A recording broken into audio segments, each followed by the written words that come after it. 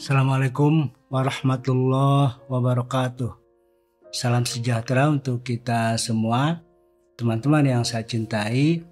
Sesi kali ini saya akan memberi pengantar tentang inti ajaran tasawuf adalah akhlak. Kalau kita melihat Rasulullah Muhammad SAW, bisa dari sisi lahir atau fisik, juga bisa dari sisi batin atau hati.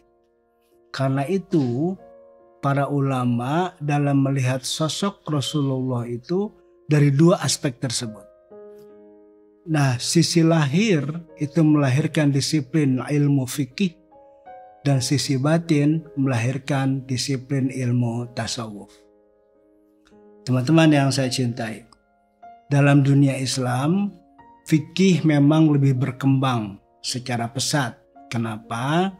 Karena selain para penguasa abad pertengahan itu membutuhkan hukum-hukum yang pasti dalam beribadah secara individual juga secara sosial yang berkaitan dengan sesama manusia, juga fikih itu bersifat kasat mata. Dia bisa dilihat langsung, bisa berefek langsung pada kehidupan masyarakat. Sebaliknya, disiplin ilmu tasawuf di dunia Islam tidak sepesat disiplin ilmu fikih. Kenapa? Karena tasawuf berkaitan dengan aspek batin yang ada di dalam hati setiap orang. Karena itu, dia tidak terlihat secara langsung oleh orang-orang secara awam. Dan dia seolah-olah juga tidak berefek langsung kepada masyarakat. Teman-teman yang saya cintai. Nah, aspek batin yang melahirkan disiplin ilmu tasawuf itulah sebetulnya hari ini yang kita harus seimbang sehingga tidak tertinggal jauh oleh disiplin ilmu fikih.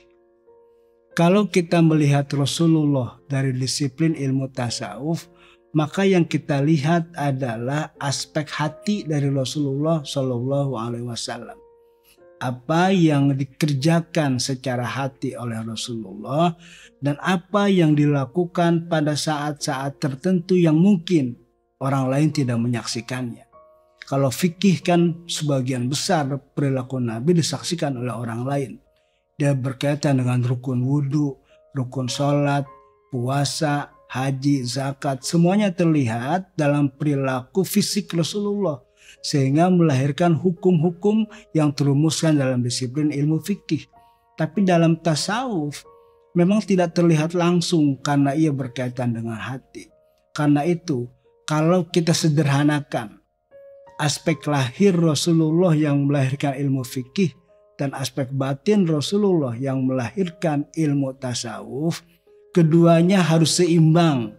Dia harus kuat. Fikih yang kemudian menjadi syariah dan tasawuf yang membawa seseorang menjadi ma'rifat. Keduanya, kata Syekh Abdul Qadir Jailani dalam kitab Sirrul Asrar, menjadi dua sayap penting. Dengan dua sayap itulah, yaitu sayap syariah dan sayap ma'rifat, seseorang bisa terbang menembus alam lahud menuju kepada Allah Subhanahu wa ta'ala. Jadi seseorang yang melakukan laku lampah spiritual, yaitu suluk kepada Allah, dia tidak bisa menghindar dan tidak bisa menafikan aspek syariah yang di dalamnya adalah hukum-hukum fikih. Seseorang yang hanya mementingkan aspek spiritual, yaitu yang mengajak seseorang kepada maqam ma'rifat, dia bisa kita sebut batal kalau tidak menjalankan aspek syariah.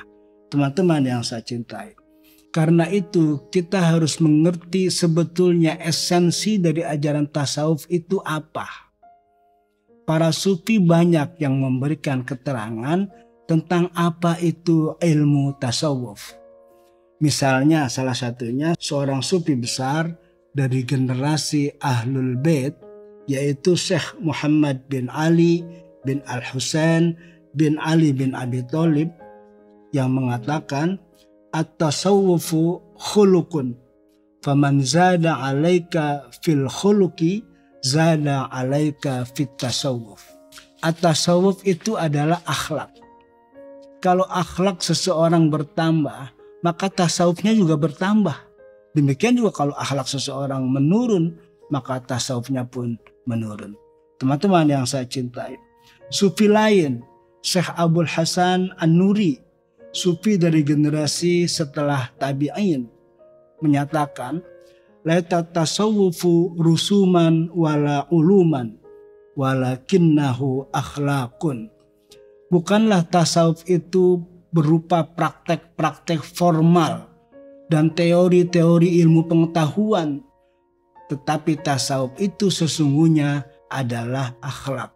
Jadi dari pernyataan ini, tasawuf sebetulnya membentuk seorang yang menjalaninya untuk tampil menjadi seorang yang berakhlak mulia, yang bisa memberikan manfaat kepada orang lain dan menunjukkan bagaimana orang lain ketika berhubungan dengan orang tersebut mendamaikan hatinya, menyejukkan dan menenteramkan pikirannya, dan hal-hal lain yang berkaitan dengan kehidupan bagi umat manusia. Teman-teman yang saya cintai, jadi inti tasawuf dari dua syekh sufi besar yang tadi dikutip di atas menunjukkan bahwa ajaran tasawuf yang sesungguhnya adalah akhlak, adalah budi pekerti. Karena itu Syekh Abu Hafiz Haddad dari Nishapur merumuskan lebih detail lagi tentang apa itu tasawuf. At-tasawufu kulluhu adabun likulli waqtin wa adabun likulli maqamin wa adabun likulli halin. Tasawuf itu adalah adab pada setiap waktu, adab pada setiap tempat, dan adab pada setiap keadaan. Jadi kapanpun, dimanapun, dalam keadaan apapun, dan berjumpa dengan siapapun, seorang sufi yang menjalani laku lampah spiritual dalam Islam, dia menunjukkan berpegang kepada akhlak. Karena inti ajaran yang dilakoninya adalah al-akhlaqul karimah.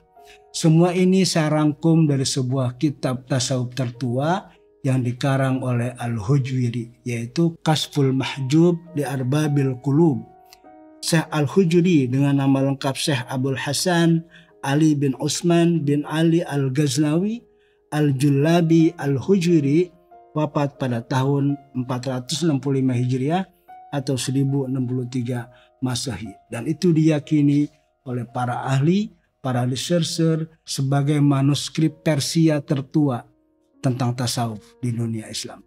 Teman-teman yang saya cintai, saya akhiri sesi ini. Semoga ada manfaat buat kita bersama. Terima kasih. Assalamualaikum warahmatullahi wabarakatuh.